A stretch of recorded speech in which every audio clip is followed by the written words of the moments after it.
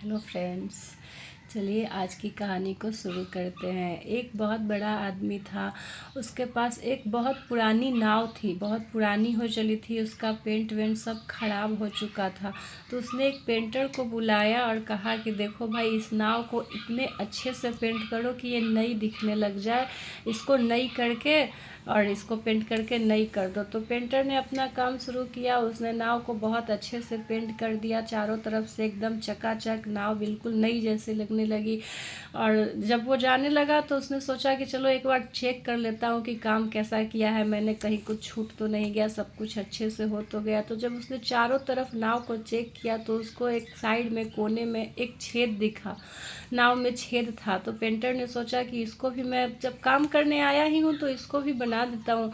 तो उस पेंटर ने नाव के छेद को अच्छे तरह से भर दिया, बना दिया। और फिर वो उस आदमी के पास गया जिसका नाव था।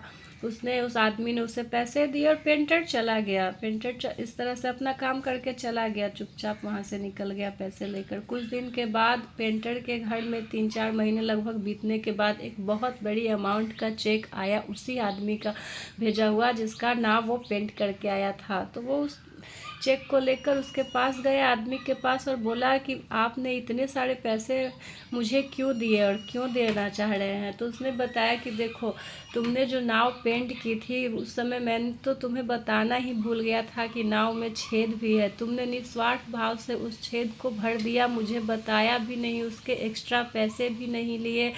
इसलिए तुमने निस्वार्थ काम किया, जो कि मुझे बहुत अच्छा लगा। इसलिए मैं तुम्हें खुश होकर ये पैसे देना चाहता हूँ। तो ये छोटी सी कहानी हमें यही बताती है कि हमें लोगों का अच्छा करते रहना चाहिए, निस्वार्थ भाव से। फल की चिंता हमें नहीं करनी चाहिए कि हम जो काम कर रहे हैं उसके बदले हमें कुछ मिलेगा। देने वाला ऊपर वाला है, वो हमें जब देगा तो वो इतना देगा कि आपको किसी चीज़ की कमी नहीं रह जाएगी। तो ये कहानी बस हमें यही सिखाती है कि निस्वार्थ भाव से अपना काम करते रहिए। अगर आप किसी की मदद करने लायक हैं, उस स्थिति में हैं आप कि किसी की मदद कर सकते हैं, तो बिल्कुल बिना संकोच किए कीजिए, खुश रहिए। बस ये कहानी आप लोगों को कैसी लगी, अच्छी लगी हो तो लाइक कीजिए, शेयर कीजिए, चैनल को सब्सक्राइब कीजिए। Thank you.